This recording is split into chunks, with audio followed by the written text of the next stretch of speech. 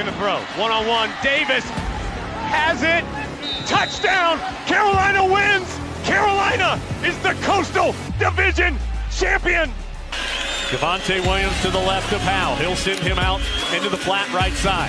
Howe looking, standing tall, lets it go, man there! Touchdown! Touchdown, Carolina! The pistol, Jackson behind him. Hands off to Jackson, he tried a jump pass, and it's intercepted! Zack intercepts it! Holy cow, Carolina's gonna win! And off to Javonte Williams again, pops it to the left. Javonte leaps over a man, crosses the 50, trucks over a defender, spins by another. Goodness gracious, he's down to about the 15, and he did absolutely everything in one carry. Here's the shotgun snap to Aguilar. Drops back, pressure coming, Aguilar floats it up, incomplete! No flags! Head on back up the mountain! Carolina wins it in double overtime! Loftus, out of the shotgun, throws to the end zone, incomplete! Incomplete! The bell belongs to us! Carolina wins it 47-45 in double overtime! Bernard fields it at the 26. Heading to the far side. Gio at the 35. Gio, he's at the 50. No, he's not. Yes, he is. Gio is going to take it for a touchdown. Are you kidding me?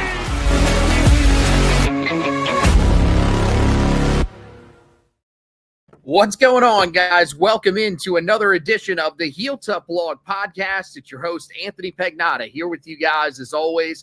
Coming to you live from Myrtle Beach, South Carolina. Zach Hubbard back home with us as well. So that means it's another recruiting edition of the podcast here on the Heel Tough Blog Network. And so, tonight we're going to be talking a lot about Calvin Thomas, Carolina's most recent commitment. But we're also going to be talking about where the class stands as a whole. Carolina's done some work here over the last couple of weeks to add to a class that had a lot of commitments but didn't have a lot of headliners. Now Carolina's got those. And so we're going to talk about those guys a little bit more, tell you what we think about where the class stands just overall.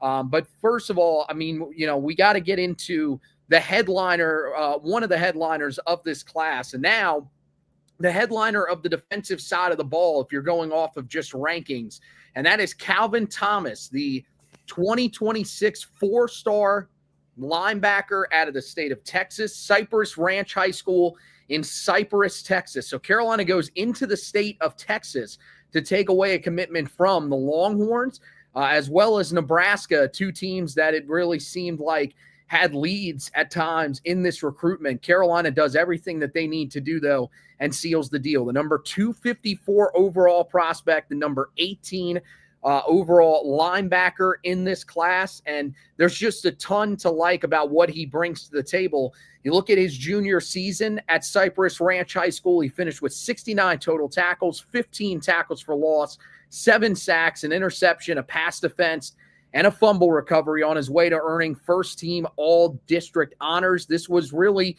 one big year of production for Thomas after he played in just 5 games as a sophomore, racking up 8 total tackles, 2 tackles for loss, half a sack, and 1 quarterback hurry in the little that he did play back as a sophomore. But there's still time. There's an extra year for him, and so he's going to play his senior year out. It'll be interesting to see how he progresses this year. But Zach, again, when you talk about this player, Calvin Thomas, a guy who measured in at 6'3", 210 pounds, he has all the traits that you need to be a successful linebacker at this level, and that's one of the big reasons that Carolina went out and picked him up. Yeah, absolutely. I mean, we sort of discussed a little bit on the previous edition of the podcast, but there's no denying that this is an absolute win for this staff, and this is a guy that brings a high-level athleticism. I mean, they beat out programs like Texas, like Nebraska for him. This is a true blue chip prospect, above even the top 500 to be a composite 4-star really wherever you look. So this guy brings a lot to the table from an athletic profile, and you sort of see that on the film. This is a guy that really shines athletically in his play, can really do a lot of different stuff for you playing both as an off-ball linebacker and as a blitzer. You don't see a ton on his film right now in terms of coverage, which seems more so a factor as to not only who they're playing. You know, in high school, there's a lot of teams that still play a lot of just more so schemes that are going to run the football, or they're going to, you know, be more option focused as opposed to passing. But on a lot of pass plays, they have him blitzing. So he's going, you know, through the A gap, through the B gap from that second level to get to the quarterback, and is quite successful doing so, which you see with his sack numbers. So he fits the profile of a lot of these sort of modern linebackers that we see, that are these guys that aren't the big 250-pound linebackers that you'd see, you know, 15 or 20 years ago. It's guys that are closer to what would have been safety size, but are, you know, big, long in terms of their range. He's a guy that does appear to have pretty long arms and is 6'3". So, I mean, you look at him a little bit skinny on sort of that lower frame, but you see the length there. You see his ability to move sideline to sideline. I think that's the biggest trait that sort of pops off the page to me, is you see teams trying to run outside, and he is very quickly and without, you know, a ton of effort at this point, from point A to point B, to you know, tackle a guy in the backfield or behind the line of scrimmage. So there's really not much that I can say other than this is a huge pickup for the staff. This seems like a guy that really any defensive program would want to have, and I'm very excited that this is a guy that is on the commit list at this point. Yeah, no, I mean, it's hard not to be excited about a player like this, because this is, you know, another guy that fits exactly what this staff is looking for in terms of an aggressive player. He's a downhill linebacker who loves making plays in the run game. That's the area that he really specializes in. You mentioned it. He gets after the quarterback. There's no question about that. They love blitzing him as well. That's a big part of why he was so successful last season.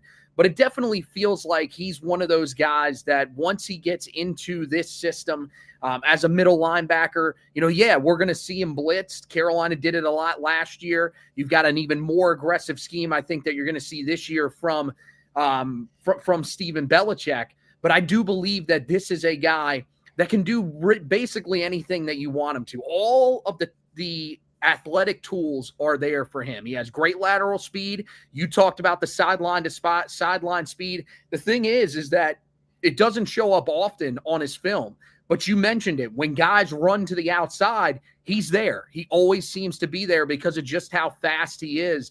And that's something that you just can't teach. Those are things that just have to be there for guys at this level, and you need that at the linebacker spot because you need to be able to cover ground quickly. You know, when I watched him on film, it reminded me a lot of what Cedric Gray used to look like when he was in high school. Same build, same makeup, a guy that, you know, I don't know if he has as good a hands as Cedric Gray had. Cedric Gray was a guy that played wide receiver when he was in high school, but just the way that he plays as a player, being aggressive, getting downhill, having the speed to cover sideline to sideline, being a smart player, I think those are the things that you really want to see. Now, when with the aggression does come some missed tackles. That's one of the things that I saw some of the people that were talking about him that also did scouting reports on him like I did, talked about it.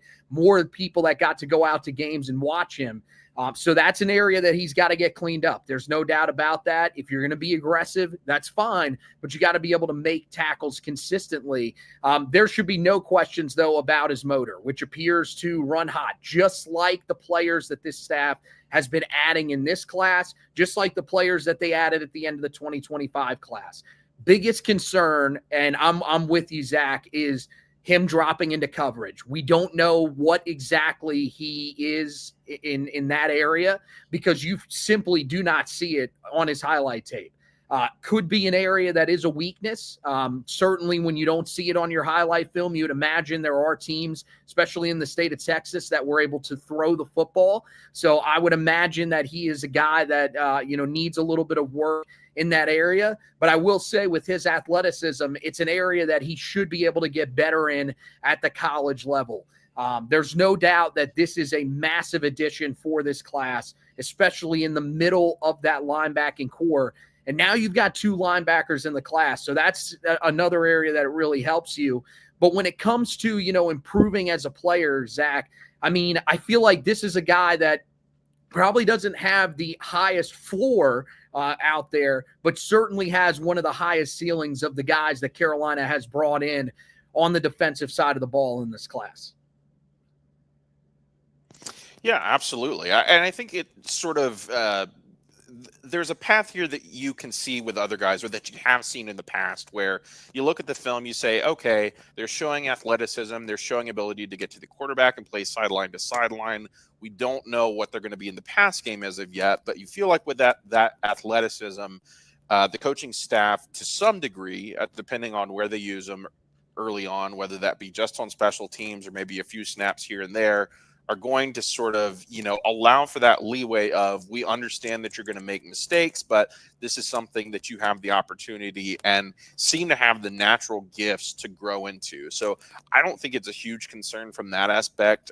Really, to be perfectly honest, with a lot of these high school linebackers, you don't see them playing in the pass game a ton, or what you see is, just little stuff here and there, just based on where high school passing games are. So that's not a concern from me at the front end. But as we've sort of mentioned here as an overall statement, this is another headliner guy, and a guy out of the state of Texas playing, at the highest classification for Texas football. So that the competition that he's playing is high quality, and he is, getting through high level offensive lines, getting to what are going to be, probably Division I or FBS, some Power 5 running backs, quarterbacks, things along those lines. So overall, with who he is as a prospect and what you have to work with here, I think you feel very good about what he offers in that aspect. So I can see him being a guy that plays somewhere early. I feel like they're going to find some sort of spot for him somewhere. Is that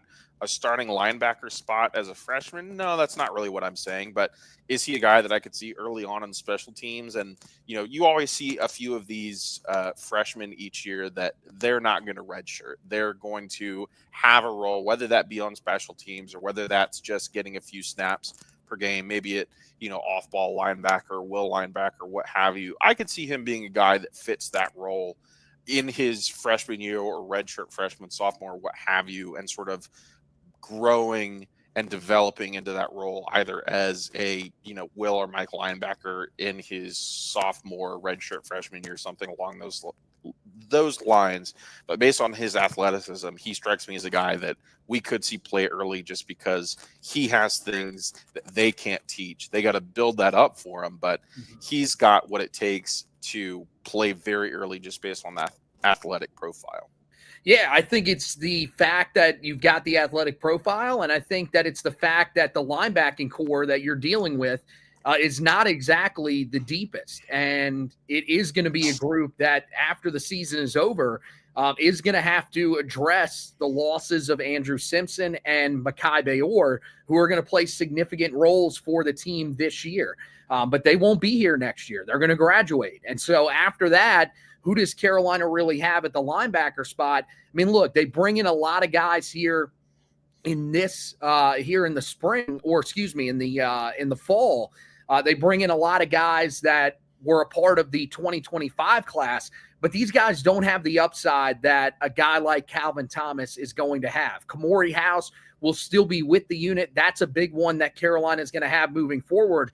But then you're talking about guys like Evan Bennett, Tamir Hickman-Collins, a transfer out of the portal. And then you're getting into some of the true freshmen that, we're going to really look at this year and try to evaluate. And Tyler Hauser, Jake Bauer, Lance Pascal, those are guys that I think have a chance to succeed at Carolina, but I don't think that they have the upside that Calvin Thomas has. So I wouldn't be shocked if he finds himself with an early role in Chapel Hill, especially if he comes in and impresses, because you've got that athletic profile that he's got and the fact that he's aggressive. If he continues to be aggressive, if he's a guy that's getting after running backs in the run game, if he's a guy that can get after the quarterback consistently. You never really know what type of role he could find himself in, maybe as a rotational guy. I wouldn't expect him to be a starter right away. That's not what I'm saying. But I'm saying that with the mindset that he brings to the table and with the fact that he has the athleticism, I could see him being somewhere in the 2 deep starting next year. And that would be huge for Carolina to have a guy like that that's already making that sort of impact. And there's a few guys that I feel like, in this class can probably do that. There's not really many of them, even out of the 32 that they have, but he is one of those guys. And I think that's what's so special about this pickup. The fact that you've got the measurables is huge. And that's a big thing. I mean, you look at, where the class is right now. So 32 total commitments. The class ranks 19th in the overall recruiting rankings. Calvin Thomas is right up there at the top. And I think his position going to be a much more wide open position than the guy that's ahead of him and is considered the headline player in this class in Keon Chapman at wide receiver. So, when you look at this guy, I think him, Zack, along with Trayshawn Ruffin, who is going to be needed almost immediately on the interior of that defensive line for Carolina to provide depth. Those are probably the two guys that have the best chance to come in and make immediate impacts for Carolina in this class.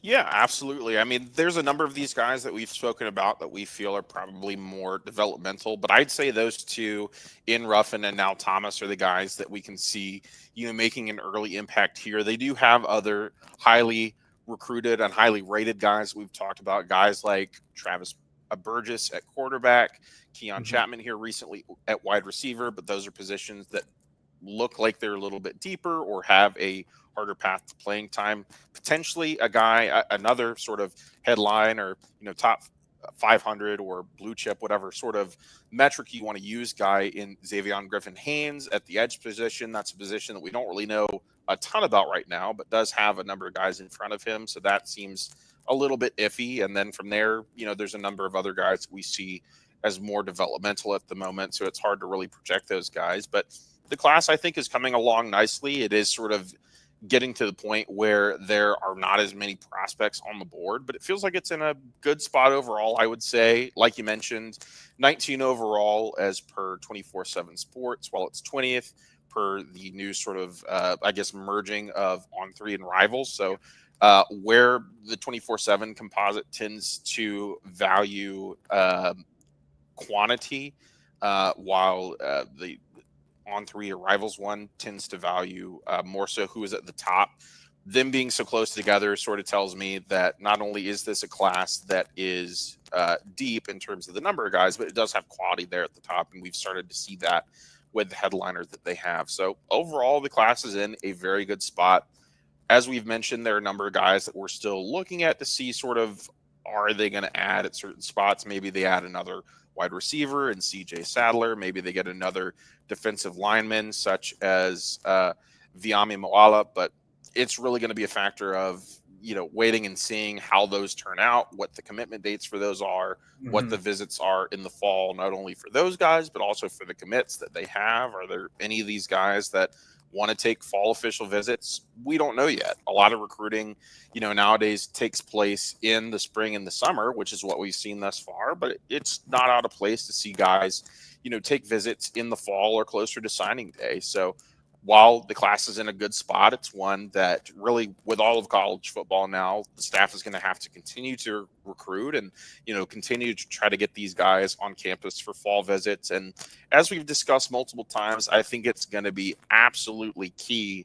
And they're going to have opportunities to do so, but it's going to be key for this staff on Saturdays, not only to win games, but to show who they are from a scheme standpoint and really say, here's what we're doing with this guy. Here's what we can do with you, not only from a development standpoint, but from a deployment standpoint of here's what your role can look like in our scheme on offense or on defense on Saturdays in the fall.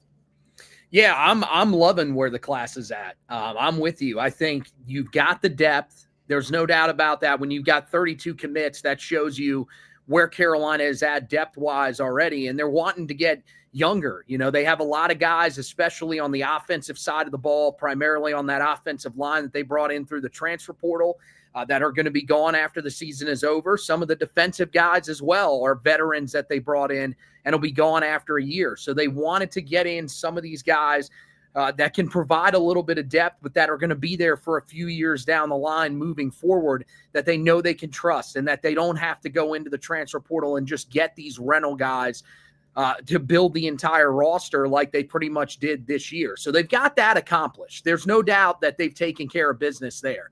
Now, they've, in the last couple of weeks, they've started to take care of the talent issue that many people still see with this group. I don't think that this team lacks that much talent this year. I do think they are going to be competitive. I think this is going to be a team that's probably going to finish 7-5 or 8-4 this year, somewhere in that range, which I think is a good starting spot for this North Carolina Tar Heels program under Bill Belichick. But now you're getting guys at the top of this class that are starting to make you more and more competitive in the years to come. When you've got a headliner like Keon Chapman, when you've got someone like Calvin Thomas that's now a part of the class, when you've got 8 guys in the class that are inside of that top 500 that we talked about. You go back, a couple of months, really just a couple of weeks, and we were talking about how Carolina didn't really have a lot of these headline guys. They had Travis Burgess, they had Zavian Griffin-Haynes, but really outside of that, Carolina and Trayshawn Ruffin, who's been committed to him for a long time. But really, those were the 3 guys that we were talking about. And even, with Zavian Griffin-Haynes, we looked at him as a guy that, Carolina ended up getting back on board. But before he ended up committing, Carolina was in a spot where you were wondering how many headliners are they actually going to be able to bring in. They did a really good job in the state of Alabama, getting Jamarian Gordon out of that state. They went back, got Amari Johnson, which I think was really huge for Carolina as well. So that's now 2 guys that the staff has, had committed at one point, had them decommit, and then ended up landing them again. So those are the big headliners that Carolina needed to bring back. You've got some guys that I really like that are just outside of the top 500, like Will Conroy, Crew Davis, who I think is a guy that if he plays well again this year, I know he's in the state of New York, so that's going to be an area where he's not going to get seen as much as some of these other guys. But if he succeeds this year, he's a guy that has the talent to be a 4-star prospect. I think those are guys that you really like that Carolina has as well that could eventually become 4-stars and become guys that we're counting on in this recruiting class. So I love the balance that Carolina has really started to bring in. It's a really solid overall class. Now, again, I caution people because there are still people that are telling me that this is going to be a top 15 class. And I do believe that there is a path for that, but that path is going to involve flipping guys in season. And I think that's going to be something that's going to be left open. You look at the linebacker position now, and let's talk about that here a little bit. Carolina with 2 commitments officially at that position, with Calvin Thomas being the main guy, and then, of course, Jaden Griffin-Haynes in his first year at that spot. Both guys very similar sized as well. So, plenty of time for them to grow into the line, into their bodies the way that they need to be able to play that linebacker spot. But you said it, this year, we saw some of the linebackers that Carolina had, playing around 230, 235. They're not necessarily these big burly linebackers like we were used to back in the day. They're more athletic. They need to be able to cover. So I think they're in pretty good shape here at the linebacker spot. And then Julian Burns, who, they have to decide whether or not he's going to be a safety or a linebacker. With the way that he plays, he's got the ability to be a linebacker, especially with how well he could cover. That would be welcome at the position. But I think they're probably done at that linebacker spot. And I think they've, loaded up here well enough at the position now that they've got Thomas in. But that means that a guy like Japri Wafer, and that could be a guy that Carolina decides to take on, who knows? But I think, Zach, they're probably leaving open the opportunity for them to potentially get someone at the position And at some of these other positions that may still be seen as maybe a slight need in this class, like the defensive line, like some of these other spots, they're leaving it open to the fact that they could land, some uncommitted prospects, but mainly that they could end up flipping guys once the season starts if they show enough on the field to get those guys convinced that they fit in their system. Yeah, absolutely. For linebackers specifically, I would agree that, it seems like that's in a pretty good spot, getting two guys out of high school, two officially in Calvin Thompson, in Jaden Griffin-Haynes. And they have a few guys that could go a number of different ways. Julian Burns, like you mentioned, could be a guy that plays safety or linebacker. Lawrence Brown, feels more of an edger right now, but be an off-ball linebacker in the future, depending on how those positions sort of eke out. So it does feel like that they are getting a number of guys that can fit a variety of roles right now at the position. But it is sort of, like you mentioned, a position where they've got a number of guys that are not going to be here come 2026 in Mekhi Gabor and Andrew Simpson, and then a number of guys that they added out of the portal, whether that be Kamari House, Tamir Hickman-Collins, and a number of these freshmen, Lance Pascal, Tyler Hauser, and Jake Bauer. We don't know a lot about this room right now outside of sort of the upper level or, upperclassmen guys that they brought in out of the portal. So it feels like they're in a good spot at the position right now, a good spot overall. But as you mentioned, with the roster overall, it does seem like that they want to get younger. They added guys in the portal here this offseason, but as we've sort of said, their attitude towards the roster is you come in and perform or you're not going to play. And if you want to leave, we're fine with that. We are going to continue to add bodies to either, you play or you don't, you leave or you don't. So they are very open to having roster turn. It seems like they're very open to playing a young guy if a young guy is ready to play, and they're very open to an older guy leaving if they're not performing. So I think that they're leaving any number of things open personally, and along the lines of things that we've discussed on editions of the podcast in the past. I would love to see them perform well and get back in with a number of these guys that are in state. In-state recruiting is always something that has been emphasized here on the podcast. It's always something that's been important to North Carolina when they've been good, not only here in state, but also just in the surrounding areas in Virginia, South Carolina, Tennessee, Georgia, places along those lines. And for better or worse, we've seen this class recruit a little bit more nationally. Do I think that can pay off in the long run? Yes, but as sort of a request as both someone that follows the patterns of recruiting for North Carolina, and then as a fan, I would love to see, what are those avenues that you can get involved with some of these guys locally, because the talent in North Carolina is great this year, and we are seeing a lot of it leave the state. So that's sort of what I'm looking and hoping for come this fall is, can they look to get a little bit more involved with some of these guys that have decided to, at least for now, commit elsewhere? Can they get a little bit more involved there? We'll just have to wait and see, depending on, what the team looks like this fall, not only from a record perspective, but from a, scheme development and deployment perspective as well. Yeah, no, I'm with you. You know me, I was a guy that when we went through our most wanted in the 2026 class, I told you that a lot of the guys in state were the guys I wanted, because this class is full with a lot. I mean, it's filled with talent. I mean, it's everywhere.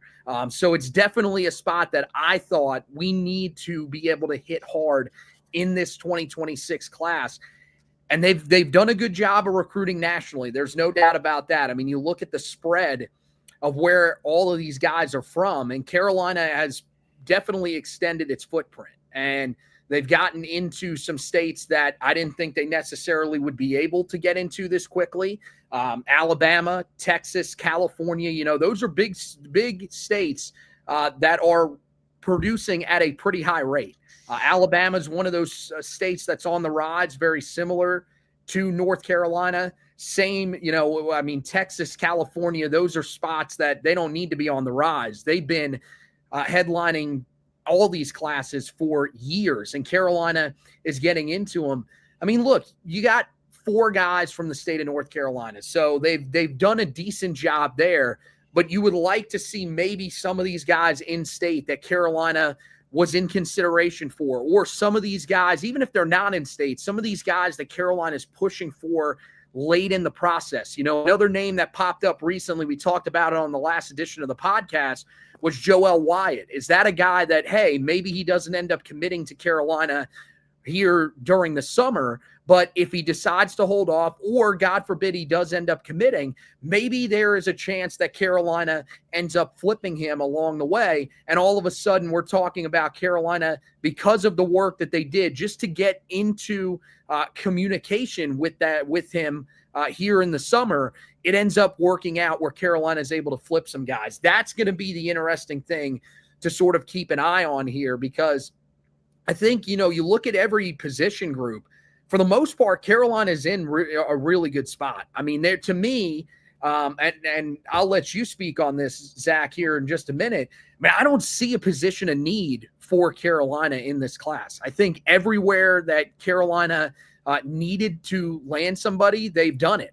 There are some spots where Carolina is still looking at guys. I think the one area that you would like to see them potentially add a little bit more is on the defensive line. And you may say, how in the world is defensive line a need? You've got 7 guys on the defensive line, 7 or 6. I forget, because they usually they still include Avian Williams as a guy that is listed as a defensive lineman.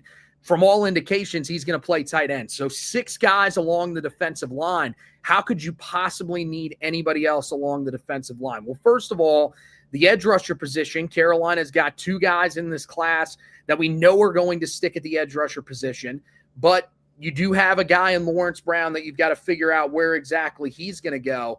But I mean, you look at it, Carolina this year, they're going to have Price Yates. He'll be gone after the season. They'll have Smith Vilbert. He'll be gone after the season. So those are impactful guys that are no longer going to be there. I think that's a spot that they could potentially look for somebody to flip down the line, because they don't have anybody right now that they're going after. On the interior of the defensive line, you're not really going to lose anybody you wouldn't expect this offseason. I mean, unless someone really goes nuts. CJ Mims is a junior. DeAndre Robinson is a sophomore. Same thing with Isaiah Johnson, who's a junior as well, the transfer from Arizona. But you would like to have some guys in the future that are, guys that you recruited there. Big bodies in the middle. They've got one. I think they want to add a second one, and we'll see whether or not they're able to do it through there. But for the most part, they've taken care of business just about everywhere that they need to, Zach. And that's why I think, you could be really comfortable with where this class is at, while still wanting to potentially flip some guys down the road, especially some of those guys along the defensive front. Yeah, absolutely. To sort of echo what you said, I don't think there's any sort of position of need here. I mean, with 32 guys, it's really hard to find a position that's lacking what I would say are sufficient numbers. Would I love another running back? That would be great. Would another slot receiver be great as well? Yes, but these are more so luxury additions than they are a specific dire need. But if there is a need, I would agree that it is defensive line, particularly on the interior of the defensive line. They do have numbers at the position, but really a number of these guys are going to be strictly edge, or are players that are coming in the 260 to 270 range. What I'm looking for are big body guys that are in the 300 range coming out of high school. You feel like you have one option there in Trayshawn Ruffin.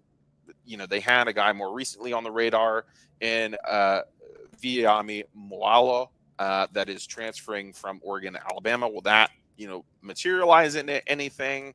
Hard to say. And then you've had a guy on the radar in Joseph Pico that, we probably don't think at this point is going to commit to North Carolina over Colorado, that has both his dad as a coach and then his brother as an incoming commit as well. So that may be a position where they continue to look at guys, a position where they try to circle back with some guys in the state who can say, but if there's any position that I would say, hey, I'd like to see an addition there. I think interior of that defensive line has to be number one on the board out of these options, just because there's not really anywhere else in this recruiting class that you look at and say, hey, we need some more numbers there. We're not getting it in this class right now.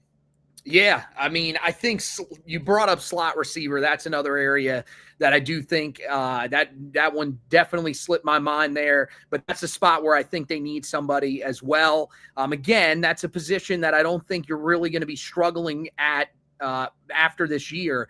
You're still going to have Isaiah Johnson, who looks like he's going to be the guy that's going to end up starting there, the transfer from Michigan State. You're also going to have Javarius Green at that position as well. And then a few other guys on this roster that can play in that slot spot that you recruited this year, and Shenard Clower, as well as Madrid Tucker. Those are guys that, in the future can play out of that position. But you're probably going to want to add someone, and especially someone with the talent of a guy like CJ Sadler. So now let's transition and tell you the latest on some of these guys here. I'll just run through the latest that I've heard. And again, it hasn't been too long since the last time that we did an edition of the podcast. So there isn't really much on a lot of these guys. CJ Sadler, it seems like as of right now, kind of just in a holding pattern. Don't know if that means that he's going to stick to the commitment date that is listed for him on 24/7 Sports, which is August 15th, right before the start of his senior season. If he does end up sticking to that, then yeah, Carolina's probably the team in the best position. If he doesn't end up sticking to that and he decides that he wants to go into the season with his recruitment, then more than likely you will see him take an official visit to Michigan, and that will then lead to the battle between Carolina and Michigan. We'll see if Carolina could potentially get him back on campus for an unofficial visit. Can't do multiple official visits, but getting him back for an unofficial would be huge for Carolina. But that's kind of where his sits at this point.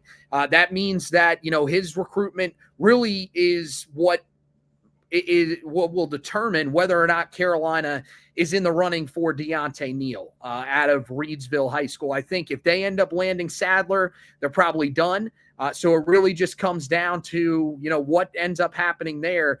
If if Carolina is, smart, what they're going to do is they're going to sort of pace themselves a little bit with Neal. I know he's right now doesn't look like he has any sort of commitment date that's set. I would imagine that because he is a basketball recruit as well, and a decently touted basketball recruit at that, he is going to wait until the fall to take some visits to some of these schools, both as a football recruit and as a basketball recruit. I think that's going to be very important for Carolina during that time. And if Carolina ends up offering him on the basketball side of things, that's going to make things even a little more interesting between Carolina and Deontay Neal there. But we'll see what ends up happening at that slot receiver position. That's an area that we're still watching. And then you mentioned it, the defensive line is still an area that we're watching, because Carolina with Vielami Moala, every time I get it right before the podcast, but for some reason when I get on here, it's Viliami Moala. He is a guy that decommitted from Oregon. He was committed to them for a while, was going to high school in Eugene, Oregon. He has since moved and is going to be playing his senior year of high school football at Thompson High School down in Alabaster, Alabama. So Carolina having success in the state of Alabama. Now they get a chance with one of the top recruits that's transferring to the state to potentially go and get him. If it's not him, then T.I. Umo Kais is the guy that I think Carolina is probably looking at as well. As of right now, I don't think he has a decision date, so that probably works out for Carolina, especially because Moala does not have one right now. So they can kind of look at him as a backup plan if they don't end up landing Moala. Joseph Pecco, as you mentioned, not going to end up coming to Carolina. He's going to be going to Colorado, so he's completely off the board. But I think those are the two guys right there, Moala and Umo Kais, that you're hoping Carolina can potentially add at that defensive line spot. And as I mentioned, areas to watch that Carolina could be looking at for a flip. I think you are right about running back. I think they probably want one more guy at that running back position, especially because this is a group that is going to be losing Caleb Hood after the season is over. We don't know how long Davian Goss is going to be at Carolina, especially if he runs the way that he did last year in limited reps. He could be a guy that could be like Amari and Hampton after next season that could be gone. So they probably want to get a little bit of depth at that position. You usually like to bring in 2 running backs per class. So I would look at that as an area to watch for a potential flip in season. And same thing with the edge rusher spot. Now, there is one other guy that I did want to mention before we get out of here. And we can talk a little bit about the need here, Zach, at the cornerback position, because Carolina lands in the top 4 for 2026 3-star cornerback Jamarius Conyers. Now, this is a guy out of Riverview, Florida. Carolina, offered him back in May. They got him on campus back in the middle of June. He took a midweek visit to Carolina, so wasn't nearly as talked about, I think, as some of the other visits that he took. But Carolina's in the top 4 along with NC State, Wake Forest, and Rutgers. And many people feel very good about this coming down to the 3 North Carolina schools here. So, we've looked at cornerback. We've seen Carolina take on a few guys at that position already in this class. We talked about Amari Johnson, Keegan Chapman, as well as Xavier Thomas that Carolina took on as well at the position. So I think, or Xavier Jackson, excuse me, not Xavier Thomas, Xavier Jackson at the position. So Carolina with 3 commitments already there. You've got Jackson, who's 6'1", 185, fits on the outside there. Amari Johnson, 6'1", 180, can play on the outside. But this is another guy, 6'2", in height. A guy that I think Carolina would like to potentially add to this class. But I do think that this is one that could end up going the way of one of the other in-state schools. But Zach, if he does end up wanting to come to Carolina, what do you think about adding another cornerback in this class? Yeah, I mean, when you look at this position, it's one that they have added a large number of numbers, really, so to speak. I mean, they have potentially 8 guys committed right now that look to be defensive backs, but they have a number of guys that can go really a number of different ways in terms of what they play. I mean, you mentioned a guy like Julian Burns could play safety, could also play linebacker. Amari Johnson, that recommitted, we think is going to be a cornerback right now, but obviously can play both ways. And then you have a number of guys that really could go a number of different spots.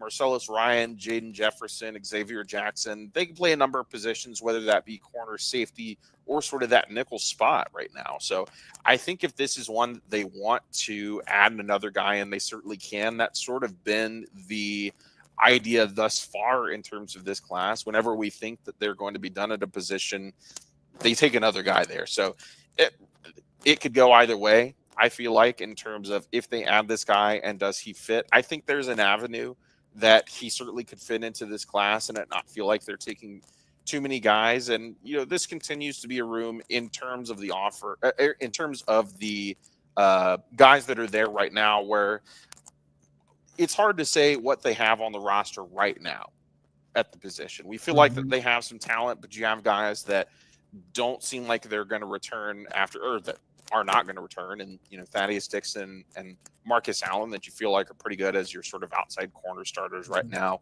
Outside of that, it's hard to really say what you have at the position. So this is one that it does seem like they've wanted to add numbers at. And with the amount of guys that they have right now that can sort of go a number of different ways, it's not out of the realm of possibility. Does it seem like a lot at the position? A little bit, yes, but it would not be terribly surprising if this is a recruitment that North Carolina can continue to progress in ahead of any sort of commitment and potentially win, depending on how, a number of things go. Yeah, I mean, you mentioned the flexibility of some of these guys. I mean, Amari Johnson's a guy that, he can play a wide receiver if they need him to play that position and if he doesn't fit at corner, but he can also play safety. So he's a guy that I could see playing really either the cornerback spot or that safety spot once he gets to Carolina. The thing that I think you have to wonder is, what do they think about Keegan Chapman? 5'11", 160 pounds. Now, again, this past year, they did have Elijah Huzzie, who was a little bit undersized, and he played on the outside. I think Keegan Chapman can hold up on the outside. He did it at the high school level, but do they think that? Or do they look at him as a guy that's going to be in there at that nickel corner position along with Marcellus Ryan? If they do, then this might be a more important position for Carolina than we think. You mentioned, after the season is over, you're going to lose Thaddeus Dixon. You're going to lose Marcus Allen. Those guys are graduating. At nickelback, you'll be losing Gavin Gibson. This is a veteran group of guys that will be starting for this group.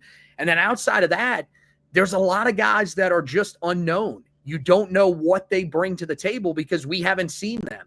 And the other thing is that this staff is going to recruit a lot of guys probably at these positions, because this is one of those positions where a lot of these guys are holdovers from Mack Brown. And I think there's some potential for a lot of these guys. I do think that, I mean, looking at some of the guys that are projected on the two deep, Ty Adams, I think he's a guy that we saw flashes from last year, but there was also inconsistencies. You're hoping that changes moving forward. Jalen Thompson, Trey Miller, those are guys that played sparingly, but you're hoping that they can sort of materialize into something. But without that being guaranteed, I think this staff has to recruit some of their own guys at the position. So this would not be the most shocking take for Carolina. I do think that it probably favors NC State or Wake Forest at this point over Carolina, but it's definitely a name to know going into tomorrow when he will announce his commitment. And of course, we'll have you covered with everything on the website, HeelToughBlog.com. Make sure you guys head over there right now. Check out all the articles that we have up for you guys. We got that Calvin Thomas commitment article up there that we really encourage you guys to check out. It breaks him down in depth, even more in depth than we talked about him here today. So make sure you go and check that out for us. Also, we will have you covered on any of the other announcements that will be coming up. We'll be continuing to check in on, where things are at as we go throughout the summer. I won't do it like weekly, but when we get, some sort of news where guys are starting to go off the board, there will be times where I will reset the who are we still watching in the 2026 article that was up there on the website. And I'll be sharing that throughout the summer here as we continue to go through the decision portion here. We're starting to get pretty close. I mean, August, we're in the middle of July right now. Mid-August is when we start high school football season. So you will see a lot of these guys that are going to jump on some of these offers that they have, make their commitment soon. And so we will make sure that we have you covered with all those for the big targets for Carolina. Also, I'll be keeping you tabs on that on my social media page at HTB Anthony if you guys want to go over there and give it a follow. Meanwhile, podcast side of things are about to get real interesting, guys, because yes, we will still be talking recruiting. Don't worry about that. Any news that comes out, we'll be talking about it. But it's also time for the position previews. We're going to go through each position. We're going to tell you what we think for this upcoming season, and it'll start once I get back from vacation. So we'll be hitting it hard. I think Friday is probably going to end up being the first edition that we're going to do, and that will be the quarterbacks this year. So a lot of Gio Lopez talk, a lot of Max Johnson talk, a lot of Bryce Baker coming up. So make sure that you guys are locked in for all that. Best way you can do that is subscribing to either the podcast, wherever you get your podcasts, or to the YouTube page or our Facebook page. That's the best way to get access to all of that stuff. Also, we encourage you to go over to the Twitter page for the Heel Tough Blog, at Heel Tough Blog on Twitter.